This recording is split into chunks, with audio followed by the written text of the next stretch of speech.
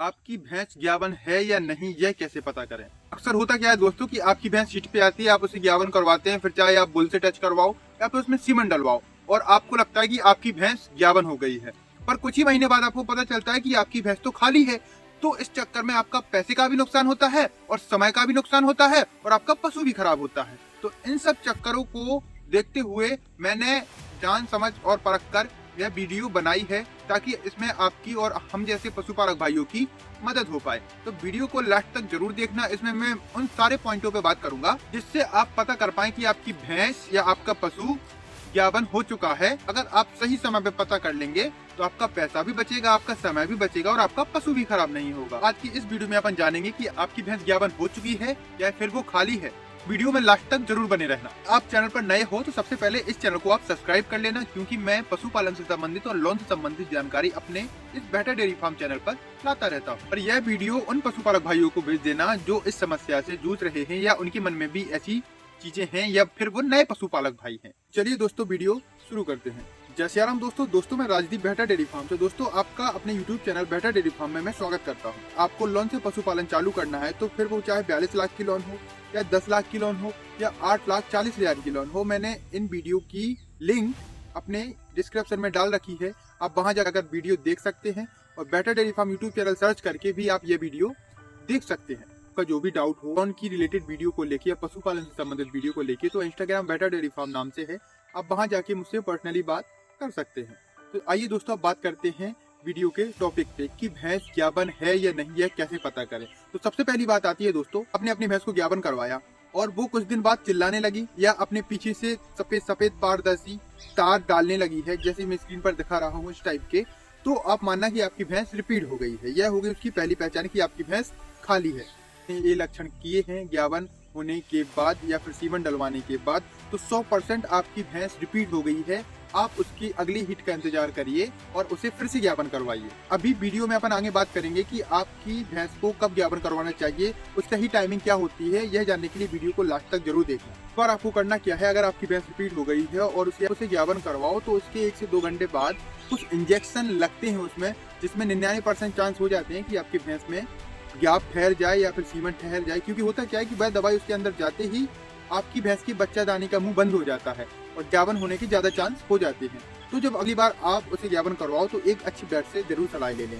तो दोस्तों एक गलती और है जो पशुपालक भाई हमेशा करते हैं, जब भी आपकी भैंस शीट पे आती है उस चक्कर में पशुपालक भाई की भैंस ज्ञावन नहीं होती है। और यह गलती मैंने की है तो वो मैं आपको प्रैक्टिकली बता सकता हूँ। दोस्तों मान लीजिए कि आपकी भैंस आज 12 बजे दिन में हीट पे आई है और पशुपालक भाई करते क्या है कि या तो उसे तुरंत या 1-2 घंटे बाद ही बुल के पास या फिर सीमन डलवा देते हैं और इस चक्कर में आपकी भैंस ज्ञावन नहीं होती है। जैसे ही उसे बुल टच करवाते हैं, सीमन डलवाते हैं तो वो ठंडी तो हो जाती है पर वह ज्ञावन नहीं होती है, क्योंकि उसकी बच्चादानी का मुंह बंद होता है या फिर उस तरीके से नहीं खुला होता है जिस तरीके से उसमें सीमन कंसीव करने की क्षमता रहती है। तो आपको करना क्या है, इसके लिए आपको समय का विशेष ध्यान देना है। आपको अगर आपकी भैंस आज मान लीजिए 12 बजे हीट पे आई है तो आपको उसको 12 से 15 घंटा के बीच में ही सीमन डलवाना है। इससे आपकी भैंस की ज्ञावन होने के चांस और ज्यादा बढ़ जाएंगे। दोस्तों एक बात और होती है जिससे अक्सर एआई या फिर जब आप अपने पशु में सीमन डलवाते हैं वो फेल होता है। जब भी आप अपने पशु में सीमन डलवाएं तो आप अपनी भैंस को 1 से 2 घंटे बैठने मत दें। होता क्या है कि जब आपकी भैंस हीट पे आती है और फिर उसमें सीमन डाला जाता है तो उसकी बच्चादानी का मुंह खुला रहता है और उसमें आपने देखा होगा कि इस टाइप से सीमन डाला जाता है, ठीक है। और अगर आप भैंस को बैठा देते हैं या फिर वो बैठ जाती है तो उसमें जो सीमन डला होता है वो बाहर निकल जाता है और आपकी भैंस ज्ञावन नहीं होती है और फिर आपको लगता है कि मेरी भैंस रिपीट हो रही है, पर कहीं ना कहीं गलती अपनी ही उसमें होती है। इस चक्कर में अपनी भैंस रिपीट होती है। तो आपको ध्यान देना है कि अगर आपकी भैंस में सीमन डलवाया जा रहा है तो उसको 1 से 2 घंटे बैठने नहीं देना। तो एक बात का और ध्यान देना है, आप अपने पशु में जब एआई करवाते हैं कि आपको उसको 3-4 दिन भारी भरकम खाने के लिए नहीं देना है या फिर आप उसे जितनी फीड दे रहे थे उतनी फीड नहीं देना है। बिल्कुल हल्का आहार देना है, हल्का चारा देना है। अगर आप इस चीज पर ध्यान देंगे, उसे भारी भरकम फीड या फिर ज्यादा दाना नहीं देंगे तो इससे आपके पशु की ज्ञावन होने के चांस और ज्यादा बढ़ जाएंगे। दोस्तों सबसे जरूरी बात, मैं अपने इस चैनल पर पशुपालन से संबंधित और लोन से संबंधित वीडियो लाता रहता हूं, तो आप चैनल को सब्सक्राइब जरूर कर लेना दोस्तों और वीडियो को लाइक कर देना, क्योंकि लाइक से मुझे पता चलता है कि मैं आप लोगों की मदद कर रहा हूँ। मुख्य पहचान होती है, मान लीजिए आपने अपनी भैंस को ज्ञावन करवाया था 2 से 3 महीने पहले अब वो पीछे से व्हाइट डिस्चार्ज या सफेद पानी टाइप का दिखता तो नहीं है, लेकिन जो पीछे का एरिया होता है वहाँ चाय की वह सफेद सफेद कुछ डिस्चार्ज कर रही है। अगर आपकी भैंस व्हाइट डिस्चार्ज कर रही है तो मान लीजिए कि आपकी भैंस ज्ञावन हो चुकी है, बस उन्हें सीमन कंसीव कर लिया, यह उसकी एक पहचान है। और होगा क्या कि जो उसके अडर होगा वह सूख जाएगा, पर थन उसके थोड़ी थोड़ी भरे होंगे।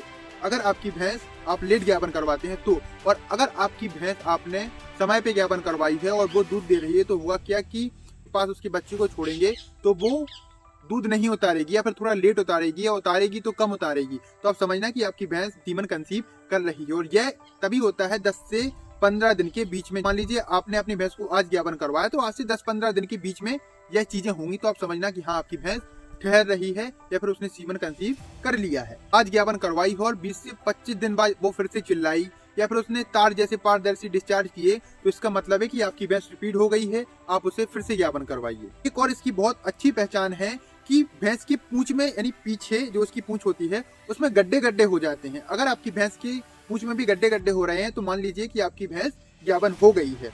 और एक और इसकी दोस्तों पहचान है, पशु का पीछे से अडर बढ़ने लगेगा, मतलब जो होगा वो लचीला टाइप का बढ़ने लगेगा और भैंस में आपकी साइन आ जाएगी और भैंस हेल्दी होने लगेगी, मतलब मोटाने लगेगी वापस से, तो आप मान लेना कि आपकी भैंस ज्ञापन हो गई है। तो दोस्तों जो मैंने आपको बताए हैं कुछ साइन हैं, कुछ तरीके हैं जिससे आप पता कर सकते हैं कि आपकी भैंस भी ज्ञापन हो गई है।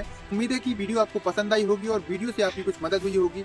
और दोस्तों अगर आप चैनल पर नए हैं तो चैनल को सबसे पहले सब्सक्राइब कर लेना, क्योंकि अभी अपन ने शुरुआत की है, अपन बहुत आगे जाएंगे। और दोस्तों अगली वीडियो में अपन बात करेंगे कि अगर आपकी भैंस हीट पे नहीं आ रही है तो क्या उसे घरेलू उपाय दें, तो घरेलू उपायों से हीट पर कैसे लाएं, और अगर वो हीट पे आती है और आपको किन चीजों का ध्यान रखना है जिससे वो रिपीट ना हो और सीमन या फिर बुल से कंसीव या ज्ञापन हो जाए। अगली वीडियो में अपन इन टॉपिकों पे बात करेंगे। तो सबसे पहले आप चैनल को सब्सक्राइब कर देना। तो जय जवान, जय किसान, जय सिया राम दोस्तों।